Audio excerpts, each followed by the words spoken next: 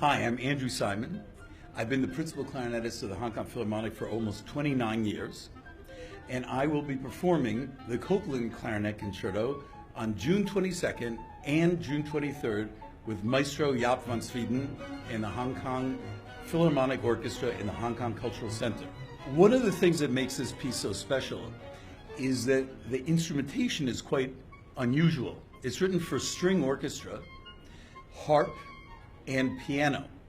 He uses the harp, as he puts it, a whack sound and a slap sound in the bass to give some percussive effects while he doesn't have a percussion section.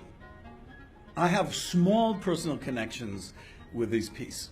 First of all, I actually sat in as a 17-year-old about 5 years ago at a rehearsal where Aaron Copland was conducting the Boston Symphony and their famous principal clarinetist at that time, Harold Wright, in this piece. A second connection came in 2011.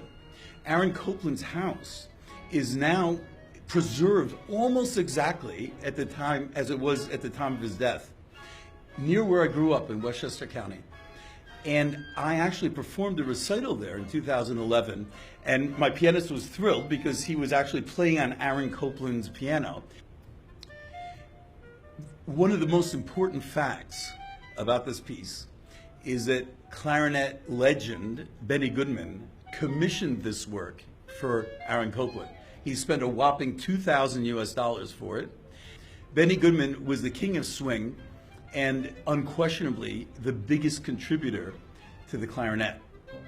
Now, this is a performance of anniversaries.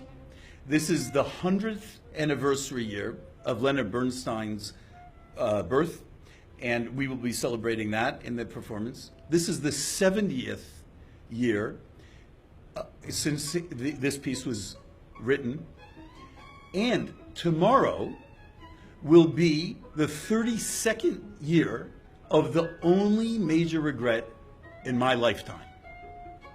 It was 32 years ago, as a student at Juilliard, that I walked into the lift, the elevator, and all of a sudden, someone was running, so I pushed the keep it open button, and it's a good thing I did, because there was Benny Goodman. He came in.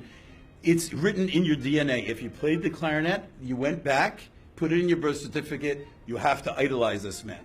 So there he was. I was going to the 4th floor to practice, where all the practice rooms were. And if any of my students are tuning in, please keep that in mind.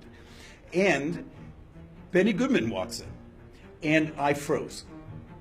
And at that moment, I thought, you have to meet this man. You have to meet this man. So it registered in the 1st floor. Come the 2nd floor, my hands started moving very slowly, and I was encouraging it up to put it out to shake his hand. I was too slow. He got off on the 3rd floor, and I said to myself, don't worry, he came in once, you'll meet him again, you'll have another chance. Benny Goodman passed away the next day. That is my biggest regret in my life.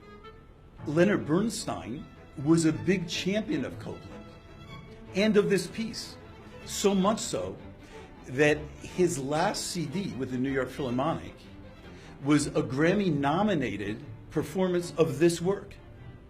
It's quite interesting also that Maestro van Zweden credits Leonard Bernstein with encouraging him and getting into conducting.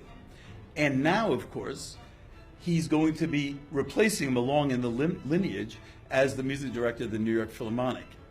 So I find that there's a lot of fascinating connections. And of course, Nina Bernstein, Leonard Bernstein's daughter, will be coming before the performance at 4:30 to talk about her father's music.